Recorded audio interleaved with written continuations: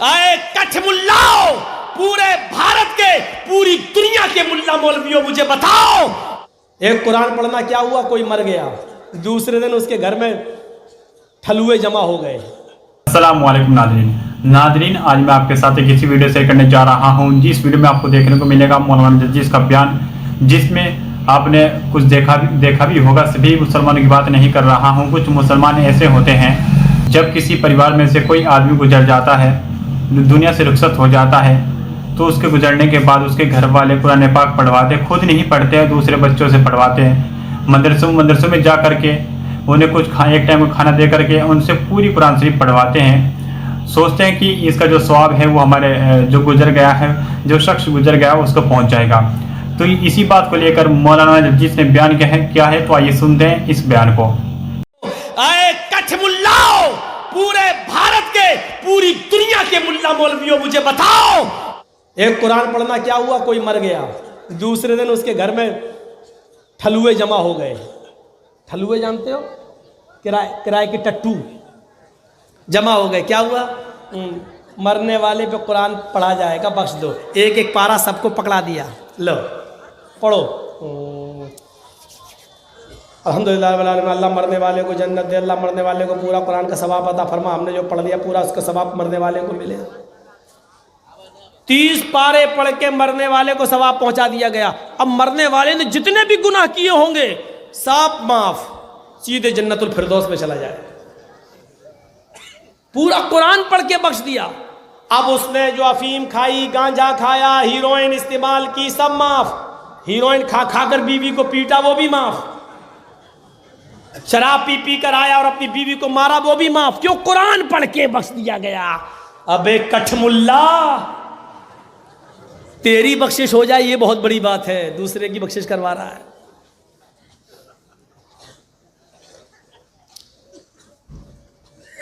کہیں نہیں ملتا۔ اللہ کے رسول صلی اللہ علیہ وسلم اس دنیا سے رخصت ہوئے تو صحابہ کرام نے قرآن پڑھا ہو، ابو بکر اس دنیا سے رخصت ہوئے تو صحابہ نے قرآن پڑھا ہو، اللہ کے رسول صلی اللہ علیہ وسلم کی بیٹی زینب کا انتقال ہوا ہو تو اللہ کے رسول نے قرآن پڑھ کے بخشا ہو، اللہ کے نبی کی بیٹی رقیہ کا انتقال ہوا تو اللہ کے نبی نے قرآن پڑھ کے بخشا ہو، یا صحابہ نے آ کر قرآن پڑھا ہو۔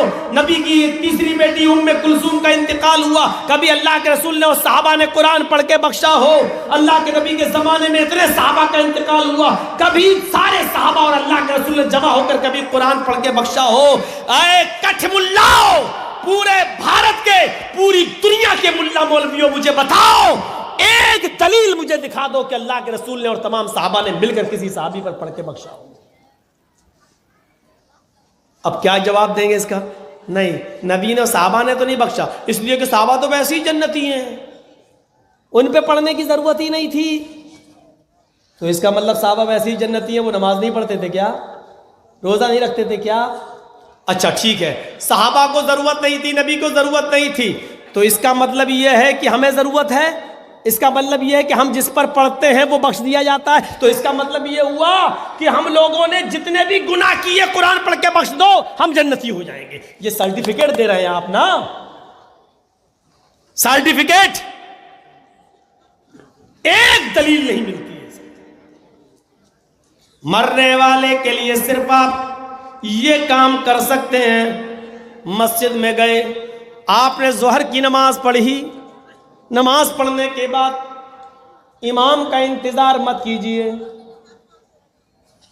آپ دعائیں پڑھنے کے بعد اپنے دونوں ہاتھ اٹھائیے، ظہر پڑھیے، عصر پڑھیے، مغرب پڑھیے، عشاء پڑھیے، فجر پڑھیے، اور بہتر تو یہ ہے کہ رات میں اٹھ کر تہجد کی نماز پڑھنے کے بعد آپ اپنے دونوں ہاتھ اٹھا کر دعا کریں، اللہ میرے باپ کا انتقال ہو گیا ہے، وہ غریق رحمت ہو گئے ہیں، تیری رحمت کو جا چکے ہیں، اللہ انسان ہونے کے ناطے ان سے جو گناہ ہوئے تو ان کو معاف کر دے، اے اللہ میرے باپ کی مغفرت فرما دے، اللہ میری ماں کی مغفرت فرما دے۔ یہ دعا آپ کر سکتے ہیں، اس کی اجازت اللہ کے رسول نے دی ہے کہ نیک بیٹا اپنے ماں باپ کے لیے دعا کر سکتا ہے، اولاد اپنے ماں باپ اور رشتہ داروں کے لیے صدقہ و خیرات بھی کر سکتی ہے۔ یہ لیجئے 1000 روپیہ میں دے رہا ہوں، مسجد میں لگا دیجئے، اے اللہ दिल में नियत कर लीजिए, ये मैं मस्जिद में जो 1000 रुपया दे रहा हूँ, इसका सवाब तू मेरे बाप को दे दे, मेरी माँ को अता फरमा दे, मेरी बड़ी बहन को अता फरमा दे, मेरे बड़े भाई को अता फरमा दे। आप कुछ कपड़ा खरीद लीजिए, गरीबों को वो कपड़ा पहनाइए, दे दीजिए और नियत करिए अल्लाह इसका सवाब मेरे माँ बाप को अता फरमा। आपको भी मिलेगा और आपके माँ बाप को भी मिलेगा। आप ये काम कर सकते हैं। ये जलसा इस्लामिक लाइब्रेरी के नौजवानों ने किया है, आप इसमें भी मदद कर सकते हैं और सदका और खैरात भी कर सकते हैं। आप यहाँ लाकर भी नियत कर सकते हैं कि हम 10,000 रुपए इस लाइब्रेरी के लिए दे रहे हैं, यहाँ दीनी किताबें आएंगी।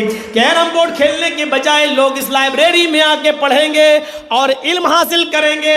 1-8 घंटा जो वो मैच में खेलने में, क्रिकेट खेलने में गुजारते हैं, वो यहाँ मुताला करेंगे। इसलिए आप यहाँ पर भी सदका और खैरात कर सकते हैं, दे सकते हैं और नियत कर सकते हैं कि अल्लाह इसका सवाब मेरे माँ बाप को मिले।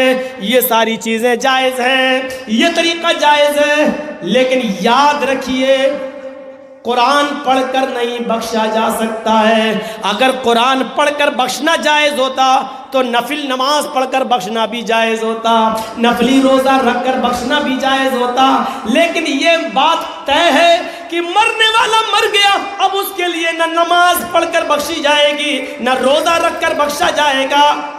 उसके लिए हज करने की इजाज़त है, लेकिन माफ़ कीजिए उसमें भी बंदिशें लगी हुई हैं, बंदिशें लगी हुई हैं। मेरे माँ बाप मर गए, मुर्दा माँ बाप की तरफ से हज किया जा सकता है या नहीं किया जा सकता, तो उसमें मुख्तलिफ अक़वाल हैं।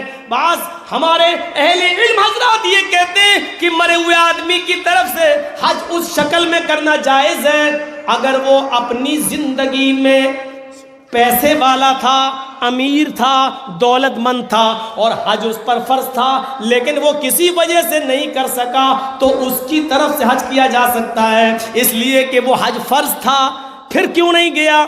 उसने सोचा बेटी की शादी हो जाए, बेटे की हो जाए तब जाएंगे।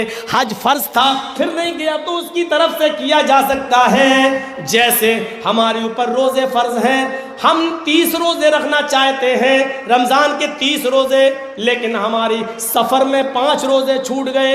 रमज़ान का महीना चला गया, 30 रोज़ों में हमने 25 रखे, 5 बीमारी की वजह से या सफ़र में छूट गए, नहीं रख पाए। दूसरा रमज़ान आने से पहले पहले हमें वो 5 छूटे हुए रोज़े रखना थे, लेकिन बगैर रखे हुए हम मर गए, हमारा इंतकाल हो गया, तो वो 5 छूटे हुए रोज़े हम पर कर्ज हैं। अब ये कर्ज हमारा बेटा उतारेगा, वो 5 रोज़े रखेगा, या हमारी बीवी 5 रोज़े रखेगी।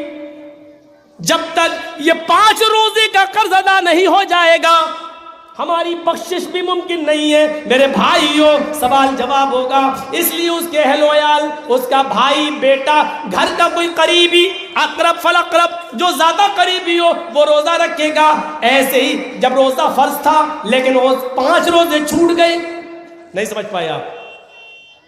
रमज़ान का महीना है, रोज़े पूरे रखना है, 15 रोज़े ही रख पाए और हम मर गए, इंतकाल हो गया, तब आप पर 15 जो छूटे हैं वो नहीं रखना है आपको, क्योंकि आप तो इंतकाल कर गए।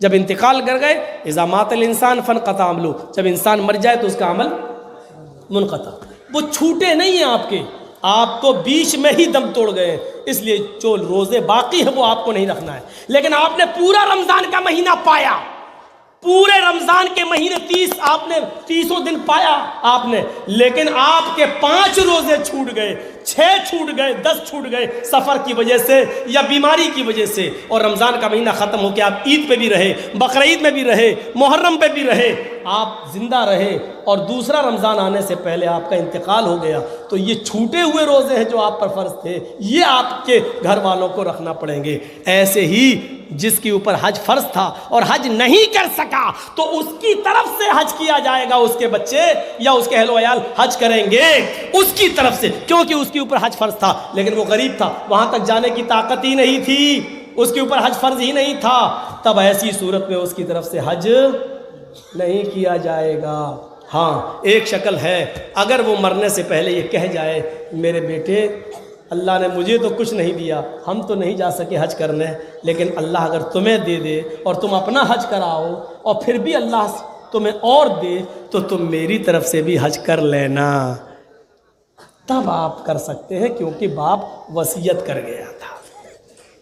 لیکن اب حج والی عبادت کو قرآن کے اوپر نہیں چسپا کی جائے گی، جو جہاں کی دلیل ہے وہ وہیں تک چلے گی، جو جہاں کی دلیل ہے وہ وہیں تک چلے گی۔ اب روزے پر قرآن کو آپ چسپا نہیں کر سکتے ہیں، ورنہ نماز پر بھی چسپا کرنا پڑے گا اور دوسری چیزوں پر بھی لاگو کرنا پڑے گا جو غلط ہوگا۔ مسئلہ آگے، تو تلاوت کس کو کہتے ہیں؟ آج بتایا تھا میں نے، تلا یتلو کے معنی عربی میں ہوتے پیچھے پیچھے چلنا۔ قرآن کی تلاوت کرو، اس کا مطلب یہ ہوا قرآن کے پیچھے پیچھے چلو۔ ایک آیت پڑھ لی، رک جاؤ، اس کا معنی دیکھ لو، مطلب دیکھ لو، سمجھ لو، پہلے اس پر عمل کرو، پھر دوسری آیت پڑھو، پھر تیسری پڑھو۔ قرآن کے پیچھے پیچھے چلنے کو تلاوت کہتے ہیں۔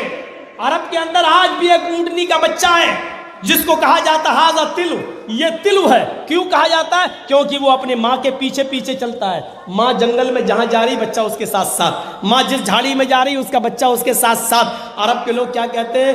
تلو ہے، تلو، یعنی یہ بچہ اپنی ماں کے پیچھے پیچھے چلتا ہے، اور جب کوئی خطرناک جانور اس بچے پر حملہ کرنا چاہتا ہے تو ماں کھڑی ہو جاتی ہے، میرے بچے پر حملہ کرے گا، ماں اپنے بچے کو بچاتی ہے۔ تو اس بچے کو کیا کہتے ہیں عرب کے لوگ؟